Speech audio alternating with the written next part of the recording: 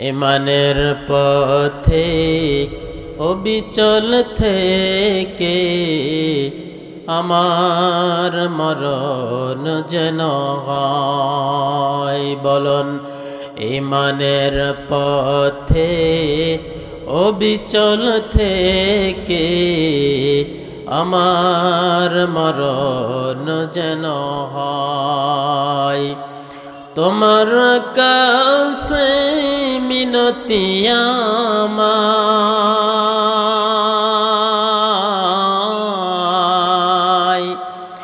তোমার কাছে মিনতি আমায়, মায়া মহিম দয়াময়। ইমানের পথে অবিচল থেকে আমার মরণ যেন হয়। আল্লাহর নবী সাল্লাল্লাহু আলাইহি ওয়াসাল্লাম বলেছেন, মান ক্বারা হারফাম মিন কিতাবিল্লাহ ফালাহু 10 আমসালিহা। কোন বান্দা যদি আল্লাহর কোরআনের একটা অক্ষর তিলাওয়াত করে, একটা হরফ, একটা অক্ষর যদি জবান থেকে কোন বান্দা তিলাওয়াত করতে পারে, সাথে সাথে আল্লাহ রাব্বুল আলামিন বান্দার আমলনামায় 10টি নেকি মুহূর্তের ভিতরে আল্লাহ লিপিবদ্ধ করে দেয়। তাফসীরের ভিতরে এই আয়াতের ব্যাখ্যা বিশ্লেষণ এসেছে, হাদিসের ব্যাখ্যা এসেছে। আল্লাহর নবী বলেছেন, এই যে 10টি নেকি, এই নেকি হাটফাজিলপুর বাজারের কোন মিটারের 1 কেজির ওয়েট হবে না, কোন মিটারের 10 কেজির ওয়েট হবে না। পিন্টুমির বড় বড় ব্যবসায়ী যারা আছে তাদের পালার 1 মণ 1 কাটা ওজন হবে না। এই প্রত্যেকটা নেকির ওজন হবে উহুদ পাহাড়ের 7 কিলোমিটারের দূরত্ব জাবালে নূর উহুদ পাহাড়ের সমান। প্রত্যেকটা নেকি আল্লাহ রাব্বুল আলামিন ওয়েট বানিয়ে দিবেন। জোরে বললেন না সুবহানাল্লাহ? সুবহানাল্লাহ বললে একটি নয়, 2টি নয়, 5টি নেকি নয়, সুবহানাল্লাহ অক্ষর যতগুলি, এই শব্দের মধ্যে যতগুলি অক্ষর আল্লাহ দিয়েছেন, আল্লাহর রাসূলের কথা যদি সত্য হয়, আল্লাহর কোরআনের কথা যদি সত্য হয়, এই সুবহানাল্লাহর ভিতরে যতগুলি অক্ষর রয়েছে প্রত্যেকটা হরফে 10 গুণ নাকি আল্লাহ রাব্বুল আলামিন দান করে দিবে। সে মহান মালিককে শুকরিয়া জানানো দরকার আছে না নাই? আমার ভাইয়েরা, কোরআনুল কারীমের প্রত্যেকটা আয়াত, প্রত্যেকটা সূরার এক একটা শানে নজুল আছে না নাই? 23 বছর ধরে আল্লাহ রাব্বুল আলামিন কোরআন নাজিল করলেন। ইচ্ছা করলে আল্লাহ 10 মিনিটে কোরআন নবীজির সিনার ভিতরে দিয়ে দিতে পারতেন। সেটা আল্লাহ রাব্বুল আলামিন না দিয়া সুদীর্ঘ 23টি বছর ধরে পর্যায়ক্রমে মক্কা এবং মদিনায় উভয় জায়গাটিতে কোরআন নাজিল করলেন। এর একটা শানে নজুল এবং প্রেক্ষাপট আছে। এই পৃথিবীতে একজন মানুষ ছিলেন, নাম ছিল হযরত লুকমান হাকিম। তিনি ছিলেন ডাক্তার, তিনি ছিলেন একজন কবিরাজ, তিনি ছিলেন একজন জ্ঞানী বান্দা। কিছু কিছু মানুষ, কিছু কিছু মুফাসসিরিনে কেরাম অনেকেই বলছে তিনি নবী ছিলেন, তিনি কেউ কেউ বলছে নবী ছিলেন না, তিনি ছিলেন আবদান সালিহা, নেককার বান্দা। এই লুকমান হাকিম যখন জন্মগ্রহণ করে, এই লুকমান হাকিম যখন প্রাপ্ত বয়সে উপনীত হয়, তিনি কিছু কর্মকাণ্ড করেছেন তার সন্তানদের সাথে এবং নিজের কর্মকাণ্ডের উপরে। আল্লাহ রাব্বুল আলামিন এত খুশি হয়েছেন যে এই লুকমানের নামে কোরআনুল কারীমে পূর্ণাঙ্গ একটা সূরা আল্লাহ দিয়ে দিয়েছে। সুবহানাল্লাহ। এই সূরার শানে নুজুলের ভিতরে এসেছে, লুকমান হাকিমকে যখন মালিকের ছাগল চড়াতেন এই লুকমান, মালিক তাকে প্রশ্ন করলেন, লুকমান রে, তুমি তো অনেক জ্ঞানী মানুষ, তোমাকে একটা পরীক্ষা করতে চাই। এই যে ছাগলের পাল আছে, এই ছাগলের ভিতর থেকে একটা ছাগল জবাই করবে অথবা বকরি জবাই করবে। একটা বকরি জবাই করে 2টা অঙ্গ নিবে। একটা প্রাণীর শরীরে চোখ আছে, নাক আছে, কান আছে, হাত আছে, লাঞ্চ আছে, জিহ্বা আছে, বাল্ব আছে, কিডনি আছে, আছে না নাই? অনেকগুলি যন্ত্রাংশ রয়েছে। এর ভিতর থেকে লুকমান তুমি 2টা জিনিস নিয়ে আসবে যেটা সব থেকে নিকৃষ্ট। এই বকরির জীবন, বকরির শরীরের ভিতরে সব থেকে নিকৃষ্ট 2টা জিনিস আমার কাছে হাজির করবে। লুকমান হাকিম আলাইহিস সালাতু ওয়াস সালাম বকরি জবাই করে বকরির জিহ্বা এবং তার যৌনাঙ্গ হাজির করেছে। দুইটা জিনিস যখন হাজির করেছে, কিছুদিন পরে লুকমানের মালিক বললেন, লুকমান দেখ, আবার তুমি একটা বকরি জবাই করবে, সব থেকে ভালো উত্তম দুইটা জিনিস নিয়ে আসবে।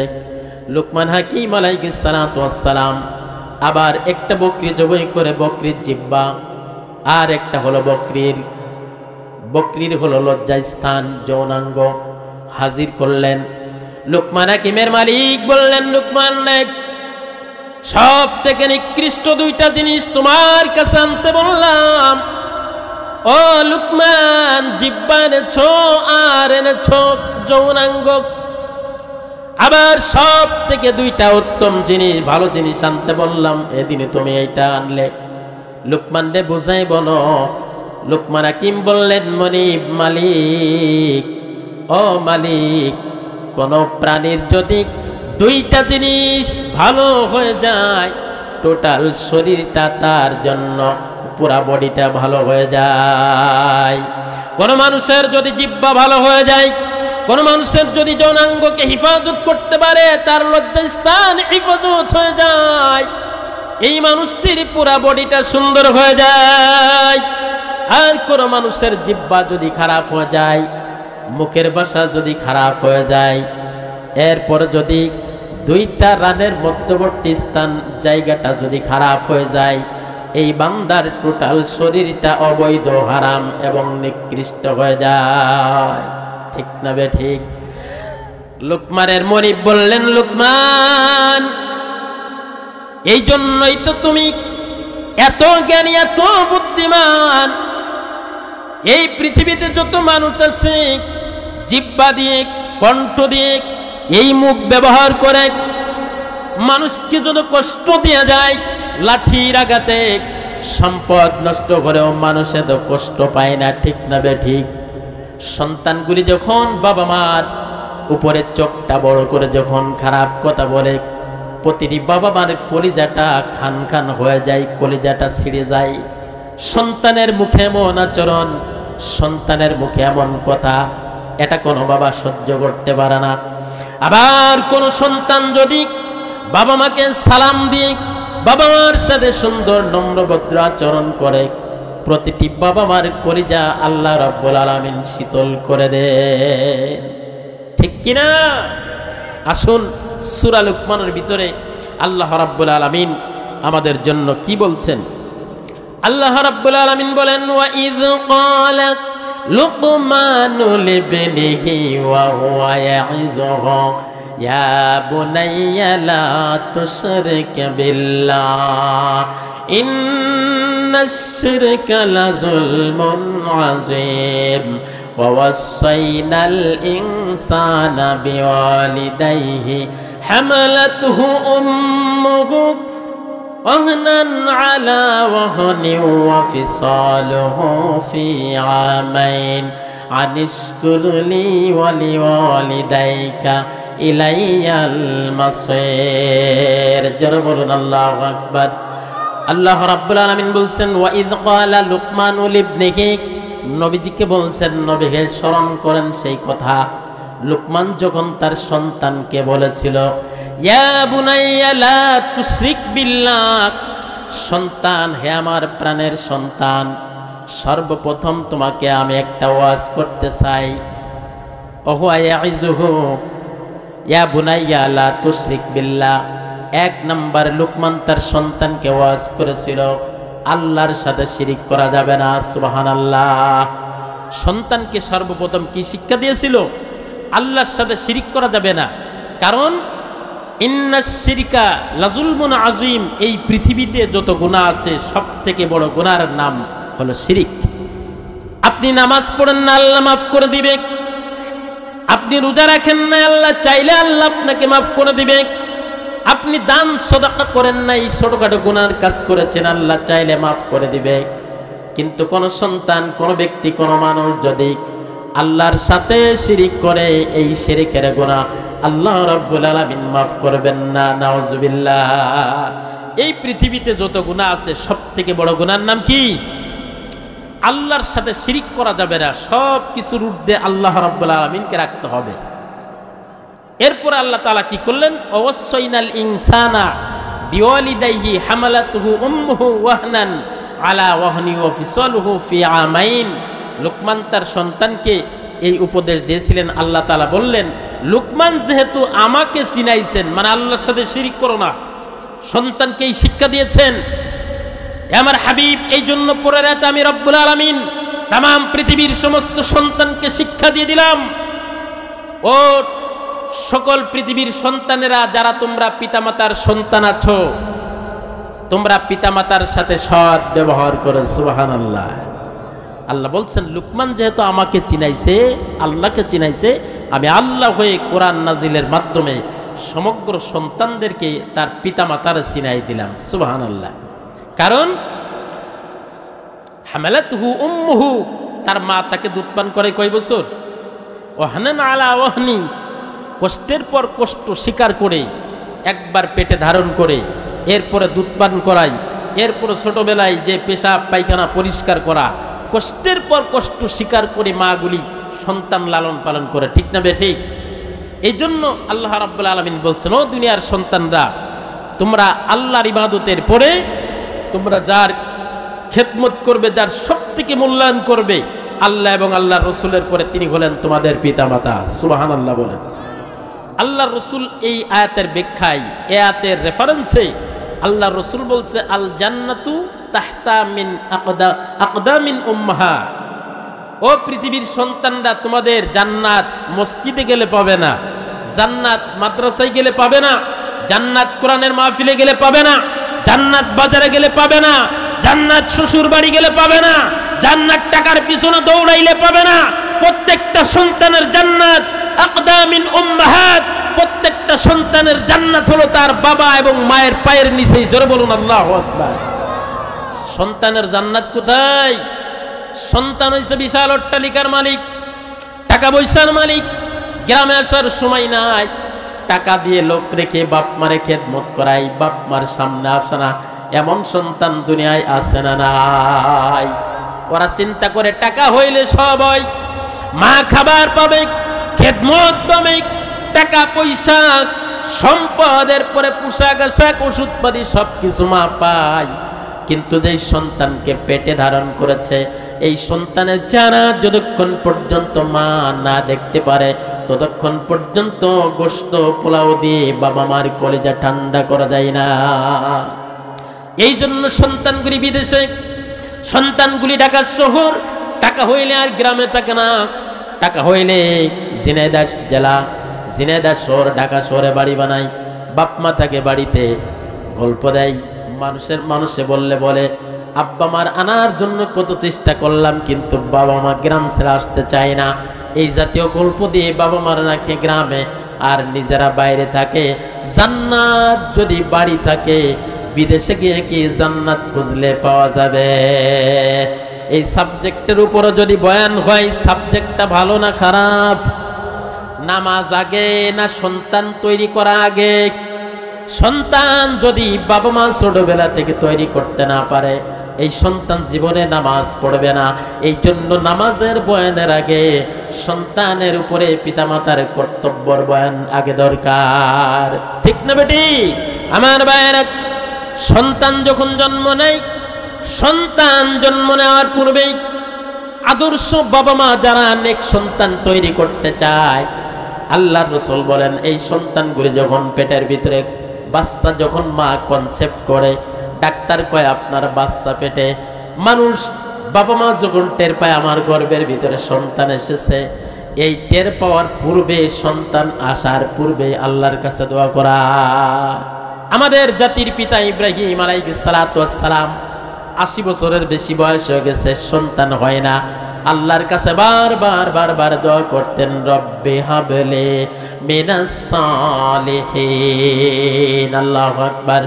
যারা আদর্শ সন্তান চাও, আল্লাহর কাছে দোয়া করো, রব্বি হাবলি মিনাস সালিহিন। রব্বুল আলামিন, আমারে তুমি একটা নেক সন্তান আমার গর্ভে, আমার উদরে, আমার পরিবারে দান করো। সুবহানাল্লাহ। নেক সন্তান চাওয়া, ছেলে দেওয়ার মালিক আল্লাহ, মেয়ে দেওয়ার মালিক আল্লাহ। এই জন্য আল্লাহর কাছে দোয়া করবে। আল্লাহর নবী বলছেন, আমার উম্মতেরা, তোমরা যদি সন্তান আল্লাহর কাছে চাও, সন্তানের জন্য সর্বপ্রথম দোয়া করবে, রব্বি হাবলি মিনাস সালিহিন। আল্লাহু আকবার। কোন স্বামী স্ত্রী যদি আল্লাহ রাব্বুল আলামিনের কাছে বিবাহের পরের থেকেই আল্লাহর কাছে দোয়া করে, রব্বুল আলামিন আমাদের একটা নেক সন্তান দান করো, আল্লাহ রাব্বুল আলামিন ওই গর্ভের ভিতরে যে সন্তান দেবে, সন্তানটা নেক সন্তান হিসাবে গর্ভে আগমন করবে। সুবহানাল্লাহ। দুনিয়ার কোন মানুষের কাছে চাওয়া নয়। গভীর রাত্রে এবং 5 ওয়াক্ত নামাজের পরে বান্দা আল্লাহর কাছে হাত তুলে বলবেন, রব্বি হাবলি মিনাস সালিহিন। আয়াত নাও বলতে পারলে বলবেন, আল্লাহ আমার একটা নেক সন্তান দান করো। পয়েন্ট নাম্বার 1 নম্বরে কি? নেক সন্তান দান করো, দোয়া করা। পয়েন্ট নাম্বার 2, যখন এই গর্ভের ভিতরে আপনার স্ত্রীর গর্ভের ভিতরে সন্তান কনসেপ্ট হবে, পজিটিভ হবে, সন্তান জন্ম পেটের ভিতরে ঢোকার সাথে সাথে, কনসেপ্ট করার সাথে সাথে আল্লাহ রাব্বুল আলামিনের কাছে শুকরিয়া আদায় করে আলহামদুলিল্লাহ বলবেন। শুকরিয়া আদায় করার পরে ওই মাকে উপদেশ দিবেন, তুমি হলো অনাগত সন্তানের মা।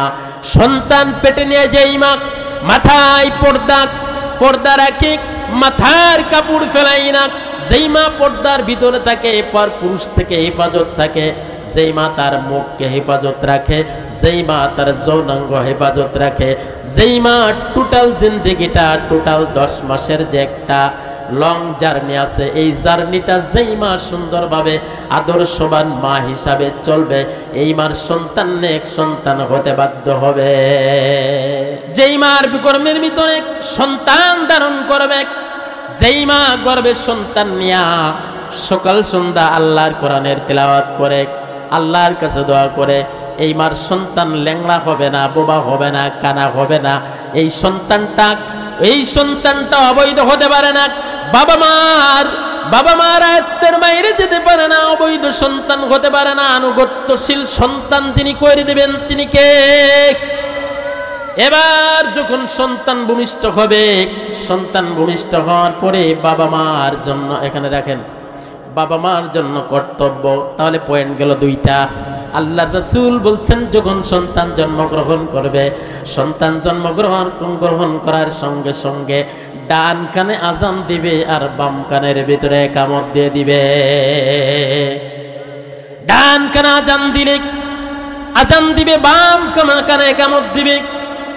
এরপরে যখন সন্তান জন্মগ্রহণ করার পরে 7 দিন হয়ে যাবে, 7 দিন হলে এই সন্তানের জন্য আকিকা দিবে। কি করবে? আকিকা দিবে এবং সুন্দর একটা অর্থবহ নাম রাখবে, যেই নামের অর্থ ভালো, যেই নাম আল্লাহর সাথে অর্থ, ইবাদতের সাথে মিল, নবী রাসূলদের নামের সাথে মিল, সুন্দর একটা নাম রাখবে, যেই নামের অর্থটা সুন্দর। নিজে না পারলে আলেমদের কাছে যাবে, হুজুরদের কাছে যাবে, সুন্দর একটা নাম রাখবে আর সন্তানের আকিকা দিয়ে দিবে।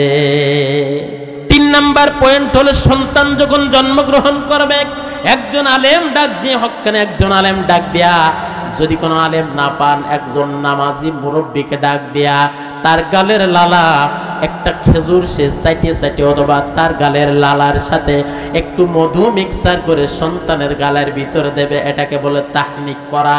এইটা করতে হয়। 4 নাম্বার পয়েন্ট হলো, সন্তানের বয়স যখন 7 দিন হবে, সন্তানের সুন্দর একটা নামের ব্যবস্থা করতে হয়, কারণ এই নামে সারাটি জীবন তাকে অতিবাহিত করা লাগবে। ঠিক কিনা?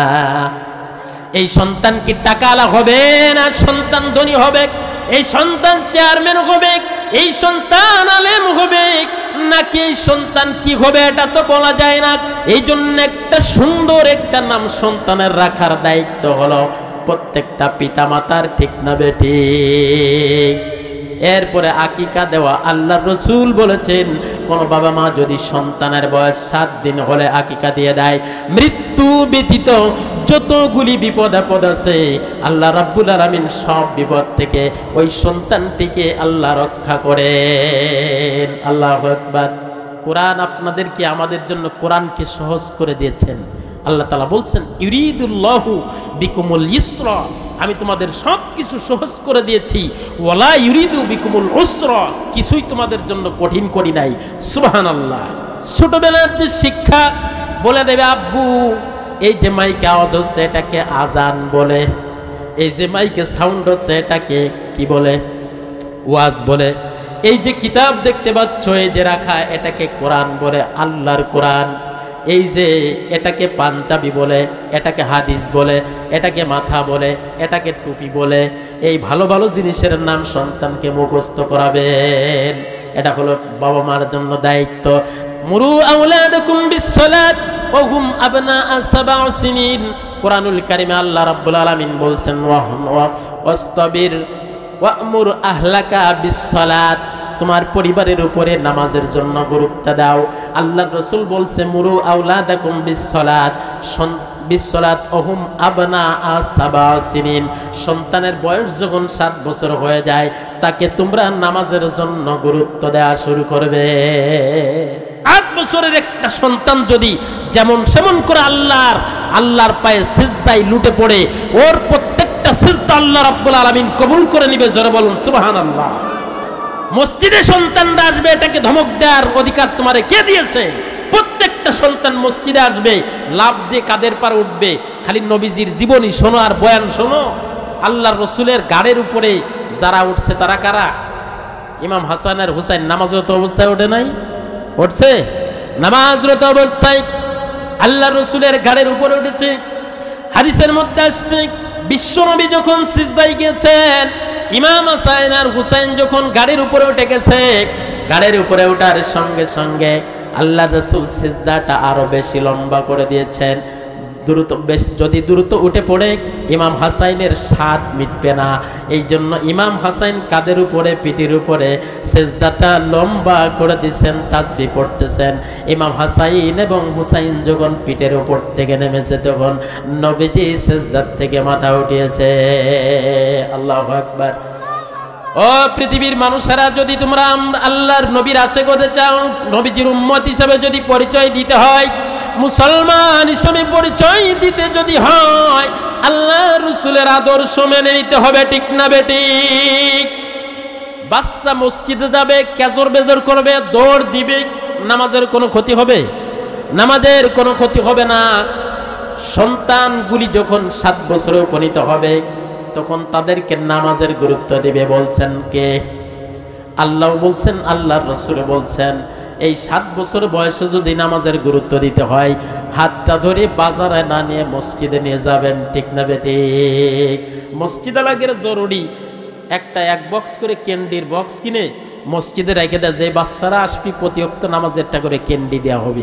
এইটা যদি কোনো মুসল্লিরা করতো, কোনো মসজিদ কমিটি করত, আল্লাহ রাব্বুল আলামিন তাদের উপরে বরকতের চাদর বিছাই দিত। সুবহানাল্লাহ। বরকত আর রহমতের বৃষ্টি বর্ষণ করত। নবীজি বলেছেন, আমার ভয় হয় নেক্সট জেনারেশনের উপরে, যে মসজিদে বাচ্চাদের আগমন নাই। বাচ্চা মসজিদে গেলে তুমি খেই করে ওঠো, তুমি মরার পরে মসজিদ চালাবি কিনা? তুমি মরার পরেই মসজিদে নামাজ পড়বি কিনা? এই জন্য আমার ভাইয়েরা, 7 বছরের সন্তান যখন বয়স হবে, আদর্শ পিতামাতার উচিত হলো সন্তানকে নামাজের গুরুত্ব দেয়া। আল্লাহর রাসূল বলেন অদরিবুহুম ওহুম আবনাআ 10 সিনিন, সন্তানের বয়স যখন 10 বছরে উপনীত হবে, এই সন্তানকে তোমরা কি করবে? নামাজের জন্য আঘাত করবে, প্রহার করবে। বলেছেন কে? আল্লাহর রাসূল বলছে, সন্তানের বয়স যখন 10 হবে তখন সন্তানকে অদরিবুহুম, নামাজের জন্য তাদেরকে মারো। কেন নামাজে যাও নাই? কেন নামাজ পড়ো নাই? এজন্য আস্তে করে তাকে প্রহার করা, এটা রাসূলের সুন্নাত। এখানে এমন কোন আদর্শ সন্তান, আদর্শ বাবাকে আমরা আছি যে 10 বছর বয়স কিন্তু সন্তানকে নামাজের জন্য একদিনও মারছি? নামাজের জন্য মারি নাই।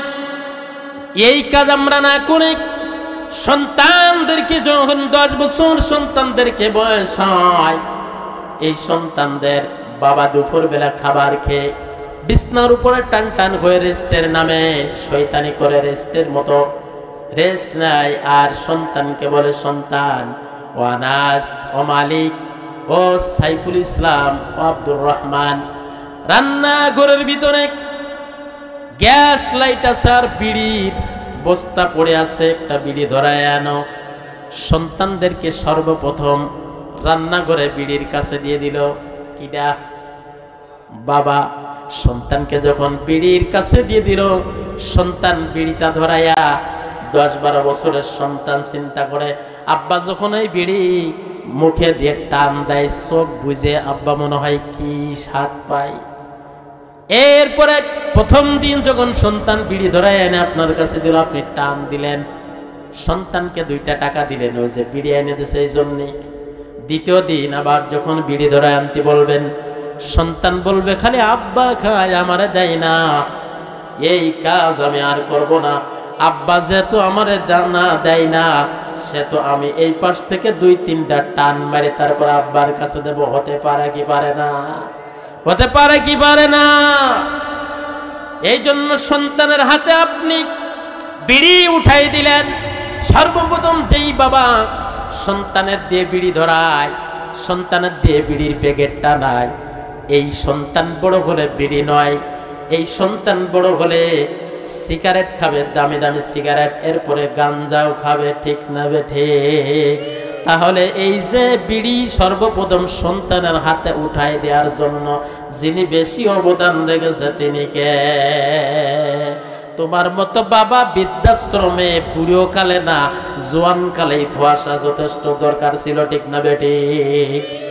এরপরে কিছু মা আছে, মা বোন নাকি দেখতেছে, আমার মা বোনেরা কিছু আছে, সন্তান কিন্ডারগার্টেন স্কুলে গেছে, স্কুল থেকে ফিরে আসছে, 5 বছরের মেয়ে স্কুল থেকে ফিরে এসে বলতেছে, মা পেন্সিল নিয়ে গেছিলাম 2টা, পেন্সিল নিয়ে গেছিলাম 1টা, এই যে দেখো পেন্সিল আমার কাছে 2টা, কেমনে পালে? কই মা, আমার এক বন্ধু টেবিলের উপরে পেন্সিল রাখছে, বেঞ্চের উপরে খেয়াল করি না, আমি টুক করে আমার ব্যাগে ঢুকাইছি। মা কয় মাশাআল্লাহ, এমন মা আছে না নাই? এরপরে সন্তান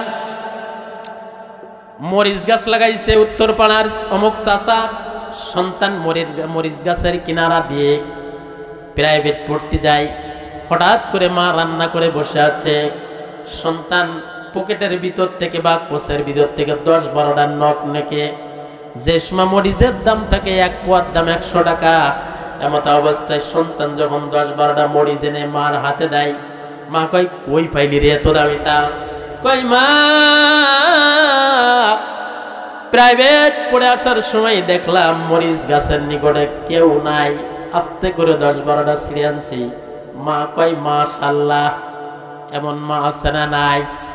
যেই মা সন্তানকে সর্বপ্রথম চুরি করার কারণে মাশাআল্লাহ বলল, এই মার সন্তানগুলি চুরির অভ্যাস হয়ে গেল, যত চুরি করবে এই সবের একটা অংশ যার আমলনামায় জমা হবে সে কে? সন্তান চুরি করার জন্য সর্বপ্রথম যিনি সাহায্য করলেন তিনি কে? আদর্শ সন্তান যদি বানাইতে চাও, পাঁচপাখিয়ার মুরব্বিয়ানে কেরাম, পাঁচপাখিয়ার যুবক ভাই, আদর্শ সন্তান যদি তৈরি করতে যাও, পরবর্তী জেনারেশন যদি তুমি ভালো বানাইতে চাও, সন্তানের হাতটা ধরে মসজিদে আসো। মসজিদে আসার পরে এই সন্তানের হাতটা ধরে, মা মারা গেছে, বাবা মারা গেছে, দাদার কবরের পাশে যে বলো, সন্তান এটা হলো তোমার দাদার কবর, এটা হলো তোমার বাবার কবর।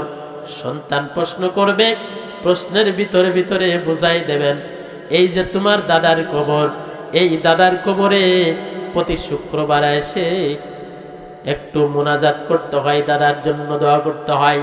সন্তান পরে জুম্মায় বলবে, বাবা আজকে তো শুক্রবার, আজকে জুম্মার নামাজের পরে তুমি কেন দাদার কবরে যাও না?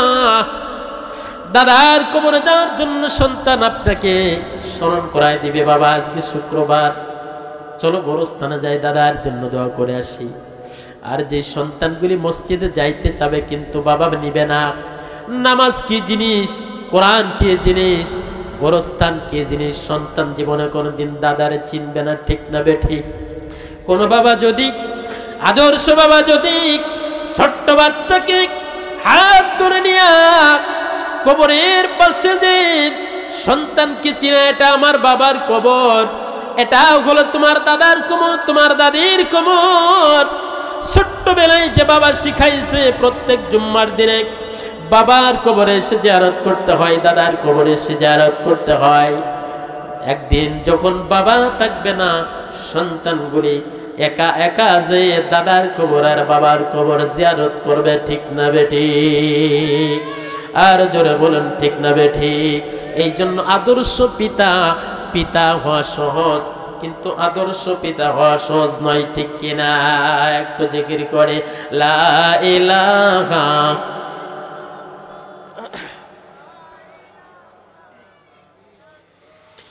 জোরে লা ইলাহা ইল্লাল্লাহু মুহাম্মাদুর রাসূলুল্লাহ সাল্লাল্লাহু আলাইহি ওয়াসাল্লাম। আল্লাহর রাসূল বলছেন আদর্শ পিতামাতার কর্তব্য, সন্তানের ভিতরে যখন আল্লাহ রাব্বুল আলামিন সময় মতো যৌনতা দিয়ে দিবে, যৌন ক্ষমতা দান করে দিবে, জৈবিক চাহিদা যখন আল্লাহ রাব্বুল আলামিন ওই সন্তানের ভিতরে দিয়ে দিবে, প্রতিটি বাবা মার উচিত সন্তানকে সময় মতো সন্তানকে বিবাহের ব্যবস্থা করে দেয়া। কোরআনে আল্লাহ রাব্বুল আলামিন বলছেন হুন্না লিবাসুল লাকুম ওয়া আনতুম লিবাসুল লাহুন্না। এই পৃথিবীর প্রত্যেকটা পুরুষ হলো নারীদের পোশাক, আর প্রত্যেকটা নারী হলো পুরুষের পোশাক। প্রাপ্ত বয়সে যদি কোনো নারী পুরুষের পাশে না দাঁড়াইতে পারে তার মানান হয় না, ঠিক না বেঠিক? এরপরে প্রাপ্ত বয়সে যদি কোনো পুরুষের পাশে স্ত্রী না থাকে মানায় না, ঠিক কিনা? মানাই। এই জন্য প্রত্যেকটা বাবা মার উচিত সন্তান যখন বয়সে উপনীত হবে সন্তানের বিবাহটা সহজভাবে দিয়ে দেয়া। এরপরে মা বোনেরা আছে, মেয়ের অন্যায় মেয়ের অপরাধ দেখতে পারে, কিন্তু বৌমার অপরাধ দেখতে পারে না, আছে না নাই? পাঁচ পাখিয়ার মারা মনে হয় বিটার বউরে খুব ভালোবাসে, নিজের মেয়েরেও ভালোবাসে, বিটার বউরে ভালোবাসে, বৌমারে ভালোবাসে। আর অন্য জায়গায় যে শুনি হুজুর একটু দোয়া করেন, শাশুড়ি মোটে কালে দেখতে পারে না, আমি খাইলে দোষ, গোসল করলে দোষ, কাপড় পরাই ভুল, আমার হাঁটা ভালো না, আমার চলাফেরা ভালো না, আমার মুখের কথাও ভালো না, এমন শাশুড়ি মনে হয় পাঁচ পাখিয়ার ভিতরে নাই, আছে? আমার ভাইয়েরা, আল্লাহর রাসূলের আদর্শ যেই মা মেনে চলবে, নিজের মেয়েকে যেমন অন্যের ঘরে বউ হয়ে পাঠিয়ে দিয়েছ, ঠিক তেমনই তোমার গর্বে আল্লাহ ওই যে দোয়া করতে, আল্লাহ একটা সওয়াল হলো না, আমার ভিটায় বাতি জ্বালানো লোক হলো না, আল্লাহ যখন ভিটায় বাতি জ্বালানো মানুষ দিয়ে দিল, সেই মানুষটার বিয়ে দিয়া ভিটার বাতি আরো গাঢ় করার জন্য একটা বৌমা আনছ। এই বৌমার দেখে বৌমার খাওয়া ভালো না, শোয়া ভালো না, সব কিছু অপছন্দ, এমন মা মনে হয় শাশুড়ি মনে হয় এলাকায় না। আল্লাহ বলছেন ওয়ালা তানহারহুমা ওয়া কুল লাহুমা কওলান কারীমা। আল্লাহু আকবার। আল্লাহ বলছেন সন্তানেরা, পিতামাতার দিকে তুমি খবরদার কি করবে না, বড় ধমক দিয়ে তাকাবে না, বড় চোখ করবে না। পিতামাতার সাথে ওয়াকুল্লাহুমা কওলান কারীমা, পিতামাতার সাথে তুমি আস্তে করে কথা বলবে, নরম সুরে কথা বলবে, মাথা নিচু করে কথা বলবে। কারণ জেনে রাখো, তোমার পিতামাতা যদি উফি ওয়ালা তানহারহুমা, তোমার পিতামাতা যদি উহ শব্দ করে তোমার ব্যবহারের কারণে, ও যুবকেরা, তোমার ব্যবহারের কারণে তোমার আব্বা মা যদি একটা দীর্ঘশ্বাস ফেলে, ধ্বংসের জন্য আর কোনো কিছুই লাগবে না, এটাই তোমার জন্য যথেষ্ট হয়ে যাবে। এই জন্য সন্তানকে যদি আদর্শ সন্তান হিসাবে কোন পিতামাতা গড়ে উঠাইতে পারে, এই সন্তান বাপ মা মুরব্বী না, বা এই বাপ মা কোনো জীবনে ডেট এক্সপায়ার হবে না, এই বাপ মা কোনোদিন সন্তানের কাছে অগ্রাহ্যের পাত্র হবে না, মূল্যহীন হবে না, ঠিক না ঠিক? আদর্শ সন্তান হিসাবে গড়ে তুলতে হবে। আপনি ডাইস তৈরি করে ফেলেছেন, খারাপ ডাইস। কি করেছেন? কয়েকদিন আগে ফেসবুকের ভিতরে দেখলাম একজন মুরব্বী হাসপাতালের বেডে নয়, কাতরাচ্ছে হলো বৃদ্ধাশ্রমে বসে বসে। মুরব্বীটা চাকরি করতেন রিটায়ার্ড পারসন, ঢাকা শহরে 2-3টা বাড়ি করেছে। মুরব্বী কাতরায় বৃদ্ধাশ্রমে যে সাংবাদিক তাকে বলছে, হয়তোবা চেনে, যে বলছে চাচা আপনার এই অবস্থা কে, আপনার সন্তান কয়টা, কি করে? বলতেছে বাবা আমার সন্তান হলো 4-5টা সন্তান, কেউ আমেরিকা, কেউ সুইজারল্যান্ড, কেউ জাপানে থাকে। ও সাংবাদিক, একটা সন্তান খবর নেয় না। আমার ঢাকা শহরে বাড়ি আছে, গাড়ি আছে, ব্যাংকে টাকা থাকলে তো তুলে বাজার করে খাতে হবে নাকি? সন্তান যখন খবর নেয় না, বাজার করতে পারে না, রান্না করতে পারে না, এই জন্য আমি বৃদ্ধাশ্রমে ইচ্ছাকৃতভাবে চলে এসেছি। বৃদ্ধাশ্রমে আমাদের সমাজে বৃদ্ধাশ্রম, বাড়ি বাড়ি বৃদ্ধাশ্রম আছে না নাই? বাবা মা যখন মুরব্বী হয় কয় আব্বা তুমি বারান্দার রুমে যাও দিনি, তুমি আর এই মেন রুমই থাকে না। এই কথা বলে না, কার কার আব্বা মা বারান্দায় থাকে? এখন আমি যদি হাত তুলাই অনেকে লজ্জা পাতি পারেন, হাত তোলার দরকার নেই। বাপ মা তোমার জন্য ঘর উঠাইছে, ওয়াল ঘর, বিল্ডিং ঘর, সুন্দর ঘর, ভালো পোতাই ঘর, ভালো পজিশনে, ভালো জমিতে ঘর উঠাইছে। এখন বাপ মারে মেন একটা রুম থাকে, সেই রুম নাই। বাপ মারে ঘরের একটা বড় রুমও নাই, বারান্দার রুমে অনেকে রেখে দিয়েছে। নিজের ঘরে 50,000 টাকার খাট, জাজিম, তোষক, কত ওনার লেপের সাথে কম্বলের সাথে ইজ্জত মাখানো থাকে। আর বাপ মার খাজরির পাটি আর নর্মাল ওই যে কি বলে চকি, ওই 750 টাকা দিয়ে একটা তাহেরের দোকানে চকি কিনে এনে না, তাহেরের দোকানে 750 টাকা চকি পাওয়া যায় না। আপনার নাম তাহের? আস্তাগফিরুল্লাহ। না না, সব তাহের তো আর এক না, নাকি বলেন? কাকা আবার নামের সাথে মিলে ফেলছে। আবার ও ফার্নিচার তাহেরের দোকানেও কিন্তু 700 টাকা চকি পাওয়া যায় না। 700 টাকা চকি কিনতে কোনে যেতে হবে? কি প্রিয়ার দোকানে যাবেন? এই 700 টাকার চকি বাবা মার করে শোভা পাই। বাবা মার গায়ের উপরে যে কম্বল থাকে, কম্বলটা দামি হয় না, কম্বলটা নরমাল হয়। বাবা মার বিছনাটা নরম হয় না, শক্ত হয়। প্রতিটি বাবা মার জন্য সন্তানগুলি তখন সম্মান ইজ্জতের জায়গাটা থেকে সরে আসে, বাবা মারে আর সম্মান করে না। আগে বাবার হাতে 1000-এর নোট, 500 টাকার নোট দিত বাবার হাতে, এখন আর বাবার হাতে নোট দেয় না, এখন খুচরা টাকা দেয়। কিছুদিন পর পর কয় আব্বা তোমার আর মোবাইল লাগবে না, মানসির মধ্যে যাওয়া লাগবে না, চা খাওয়া লাগবে না, সব কিছু বাদ হয়ে যায়। এই বাবা এক সময় যখন অসুস্থ হয়ে যায়, সন্তানগুলি তখন আলেমদের কাছে যায়, হুজুর ডাক্তার কবিরাজে কাজ হয় না, এমন একটা খতমে খাজেগান, খতমে ইউনুস পড়বেন যেন আমার আব্বা এরকম কষ্ট না পেয়ে দুনিয়ার থেকে বিদায় নিয়ে যায়। মেলা লোক বসে 1 কেজি 1.5 কেজি ছোলা দিয়ে কয় হুজুর এইটা পড়েন, এটা আপনারা দেখেন নাই? এইটারে বলে খতমে ইউনুস, দোয়া ইউনুসের খতম। এই খতম পড়ে মা যখন ইন্তেকাল করে, আমরা বিভিন্ন জায়গা দেখি আমাদের কাছে আসে, আমরা কই বাবার চিকিৎসা করান, আপনার তো বিল্ডিং আছে, গাড়ি আছে, বাড়ি আছে, টাকা আছে, সব আছে, হালে বড় বড় গরু আছে, ব্যবসা আছে, বাবার পিছনে 1-1.5 লক্ষ টাকা 2 লক্ষ টাকা খরচ করেন, সমস্যাটা কি? কয় হুজুর খরচ করলে আর কাজ হবে না, এখন সব কাজ এসে দাঁড়াইছে দোয়া ইউনুসের ভিতরে।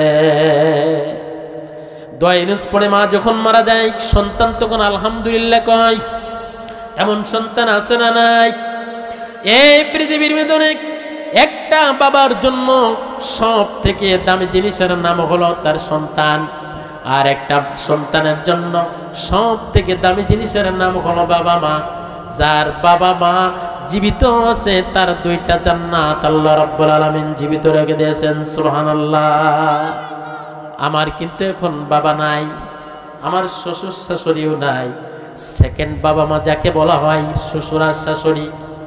একটা মানুষের বাবা মার পরে যারা আদর, যত্ন আর ভালোবাসা দেয়, বাবা মার পরেই হলো শ্বশুর শাশুড়ি। শ্বশুর বাড়ি এসেছি, আমার এই যে শ্বশুর বলতেছে, আমি তো শ্বশুর জীবনে কোনোদিন এই জামাইয়ের জন্য 1 কেজি বাগুন কিনেছে শুনে দেন? আমার ভাইরা, বাবা মার যে ভালোবাসা, বাবা মার যে আদর, এই পৃথিবীতে জীবনে আর কোনোদিন কোথাও পাওয়া যাবে না।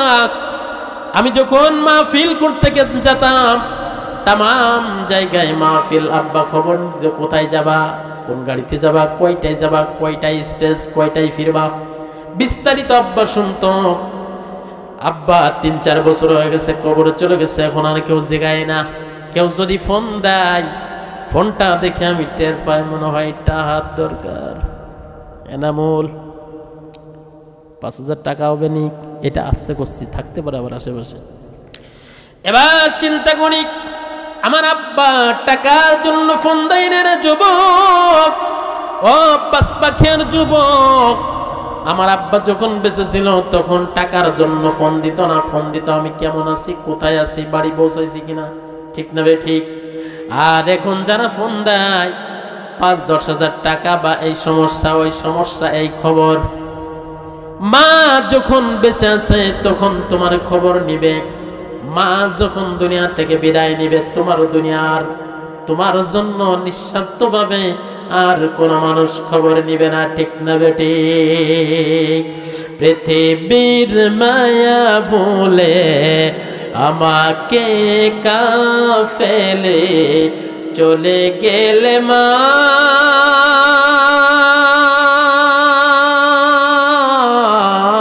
গো জানিয়ার আসবে না সোহাগ মাখা মুখে, খোকা বলে ডাকিতে আমাকে। হে দয়াময় জান্নাত দিও আমার মাকে। সবাই বলুন, হে দয়াময় জান্নাত দিও আমার মাকে। কষ্ট করিয়া মা গর্বে ধরিয়া, অনাহার থেকে সোমা নিদ্রা ছাড়িয়া, চিরঋণ করে তুমি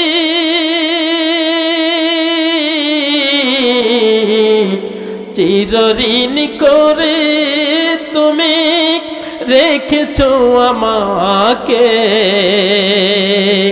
হে দয়াময় জান্নাত দিও আমার মাকে। আল্লাহু আকবার। এই চাওয়া সন্তানদের আছে না নাই? এই পাঁচপাখিয়ার পাশে যে গোরস্থান, এই গোরস্থানে আমি যে টুপি পরি এর থেকে 3 গুণ বেশি দাম দিয়া টুপি পরতেন মরহুম মাওলানা আলী আকবর গুলজারি। আমি যে জামা পরি, আমার জামাই তো বোতাম নাই, এই জামার ভিতরে একটা বোতাম লাগাইতো ঢাকার থেকে অর্ডার, ঠিক কিনা কাকা? তিনি যে ছাতাটা মাথায় দিয়ে হাঁটতো, তৎকালীন সম্ভবত 1000 টাকার উপরে দাম। তিনি যে আতর মাখাতেন, আমি দেখেছি এই আতরটা সাধারণ দোকানে পাওয়া যায় নাই। এত চাকচিক্য, এত সুন্দর চেহারা, এত সুন্দর মানুষ আলী আকবর। আজকে আর কোন মানুষ তার মাহফিলে দাওয়াত দেয় না, আজকে আর তার মানুষ খোঁজে না। মানুষ জানে এমন জায়গায় চলে গেছে আর জীবনে কোনোদিন আর পাঁচপাখি আর জমিনে আসবে না, ঠিক না বে ঠিক? শুধু তিনি চলে যান নাই, এই দুনিয়া ছেড়ে তার স্ত্রী চলে গেছেন, আমার বাবাও চলে গেছেন, দাদাও চলে গেছেন। এই জন্য পৃথিবীর শ্রেষ্ঠ সম্পদের নাম হলো বাবা আর মা, ঠিক না বে ঠিক? কোন যুবক যদি মায়ের দোয়া নিয়া, যুবক যদি ব্যবসায় যায়, ব্যবসার মুনাফার টাকা যদি মার জন্য বাজেট করে, মার জন্য একটু ফল কিনে মাকে খুশি মনে দেয়, মা ব্যবসায় লাভ হয়েছে যে তোমার জন্য ফল এনেছি, মা খাবে আর আনন্দ করবে, আল্লাহর কাছে দোয়া করবে, রব্বুল আলামিন আমার সন্তান ব্যবসার লাভের খবর আমার কানে দিয়েছে আর লাভের টাকা দিয়ে আমার জন্য ফল এনেছে। দোয়া করার পূর্বে আল্লাহ রাব্বুল আলামিন ব্যবসায় বারাকা বাড়িয়ে দিবে। কোন সন্তান যদি বাবার কাছে বলে, বাবা ব্যবসায় লাভ হয়েছে, জমিতে ফসল ভালো হয়েছে, ভালো দাম পেয়েছি, বাবা এই যে তোমার জন্য আজকে 1000 টাকার একটা নোট, অথবা তোমার জন্য এই উপহারটা এনেছি, সন্তানগুলি রাস্তাঘাট দোকানপাট দাম কেনার জন্য অমুকের চা দাও, ওই সবগুলির দুধ চা দাও, অমুকের এইটা দাও ওইটা দাও, দামি সিগারেট দাও, 1000 টাকা জায়গায় খরচ আছে না নাই? এই যে খরচগুলি, এই সন্তানগুলি যদি বাড়ির জান্নাতের পিছনে খরচ করত, আল্লাহ বলেন সন্তান রে তুই তো বাবা মার পিছনে খরচ করস নাই, তুই আখিরাতে তোর জন্য একটা জান্নাতে বাড়ি বানাই ফেলেছ। আল্লাহু আকবার বললেন না? আমার মায়েরা, কোন সন্তান যদি মার জন্য দোয়া করে, কোন সন্তান যদি মার জন্য দোয়া করে, দোয়াটা যেমন কবুল। কোন মা যদি, বাবা মা যদি খুশি মনে সন্তানের জন্য দোয়া করে, দোয়াটা যিনি কবুল করে নিবে, জোরে বলুন তিনি কে? মুস্তাজাবুদ দাওয়া, 3 ব্যক্তির দোয়া আল্লাহ রাব্বুল আলামিন কবুল করে নাই। তার ভিতরে 1 নম্বরে হলো বাবা মা। কোন সন্তানের কল্যাণের জন্য যদি বাবা মা দোয়া করে, এই দোয়াটা আল্লাহ রাব্বুল আলামিন কারেন্টের থেকেও বেশি গতি সম্পূর্ণ করে দেয়। আমার ভাইরা, হযরত আবু হুরায়রা রাদিয়াল্লাহু তাআলা আনহু বিশ্ব নবীর একজন বিশিষ্ট সাহাবা, আল্লাহর রাসূলের কাছে এসে বলতেছে, আর রাসূলুল্লাহ আমার মা আমাকে অত্যাচার করে। নবীজি বলছেন, এমন মানুষের নামে বিচার করার জন্য আমি নবী হই নাই। মায়ের বিরুদ্ধে কোনো বিচার চলবে না, সালিশ চলবে না। হযরত আবু হুরায়রা বললেন, হুজুর মার বিরুদ্ধে বিচার দিই নাই, মার বিরুদ্ধে সালিশ করতে বলি নাই, বিচার করতে বলি নাই। আপনি তো আমার মায়ের জন্য দোয়া করুন, আমার মাকে যেন আল্লাহ রাব্বুল আলামিন হিদায়াত দান করে। বলার সাথে সাথে বিশ্বনবী 2টি হাত আল্লাহর দরবারে বাড়িয়ে দিয়েছেন। অপরদিকে হযরত আবু বকর দৌড় দিয়ে বাড়ির পানে চলে গেছেন। আল্লাহর রাসূল বললেন, আবু হুরায়রা রে, পরবর্তী সাক্ষাতে বললেন, আবু হুরায়রা একদিকে আমি যখন হাত বাড়াইছি, দৌড় দিয়ে তুমি বাড়ির পানে চলে গেছো কেন রে আবু হুরায়রা? কি জন্য বাড়ির দিকে চলে গেলা? আবু হুরায়রা বললেন, ইয়া রাসূলুল্লাহ, আমি পরীক্ষা করতে চেয়েছি নবীজির দোয়া আমার বাড়িতে আগে পৌঁছায় না, আমি আবু হুরায়রা আমার বাড়িতে পৌঁছাই। আমি দেখতে পেলাম আমি বাড়ি পৌঁছানোর সাথে সাথে মা যেই সুরি আমার সাথে কথা বলতো, সুরটা মার পাল্টে গেছে, সুরটা নরম হয়ে গেছে। ইয়া রাসূলুল্লাহ, মায়ের বিরুদ্ধে বিচার দিই নাই, মায়ের জন্য দোয়া করতে বলেছি, আমার মাকে যেন আল্লাহ রাব্বুল আলামিন নেক বান্দা হিসাবে কবুল করে নেয়। এই জন্য সন্তান যদি, বাবা মা যদি কোনো খারাপ আচরণ করে, সন্তান যদি রিয়াক্ট করে, সন্তানের জন্য ধ্বংস অনিবার্য হয়ে যাবে। বাবা মা যদি কোনো খারাপ আচরণ করে, বাবা মা যদি কোনো ভুল সিদ্ধান্ত নিয়ে নেয়, তাহলে এই সন্তানের উচিত কোনো মানুষের কাছে, হক্কানি আলেমদের কাছে গিয়া নিজে নামাজের পরে মুনাজাতে আল্লাহ রাব্বুল আলামিনের কাছে দোয়া করা, রাব্বুল আলামিন আমার আব্বা ভুল বুঝে আমাকে কষ্ট দিচ্ছে, আল্লাহ আমার আব্বাকে তুমি সঠিক বুঝ দান করে দাও। সুবহানাল্লাহ। বাপের বিরুদ্ধে সালিশ ডেকে পারা যাবে? এই কথা কোন পারা যাবে? যাদের মা নাই, বাবা নাই, ও বাসমাখের যুবক, আজকে এই ময়দান থেকে আমি বলে গেলাম, যাদের বাবা মা জীবিত আছে, বেঁচে আছে, এই পৃথিবীর সব থেকে মজার জিনিস, সব থেকে শান্তির জিনিস, সব থেকে আরামের জিনিস, সব থেকে শান্তির একটা জায়গা তোমার দুনিয়াতে জীবিত আছে। আর যার বাবা বেঁচে নাই, মা বেঁচে নাই, লক্ষ কোটি টাকার মালিক যদি সন্তান হয়, এই লক্ষ কোটি টাকার ভিতরে শান্তি লাগে না, আরাম লাগে না, তৃপ্তি লাগে না। জোরে বলুন ঠিক না ঠিক? যেই সন্তানের ইনকাম থেকে বাবা মা গ্রহণ করতে পারে না, ওই ইনকাম করে সন্তান কিন্তু তৃপ্তি অর্জন করতে পারে না, ঠিক কিনা?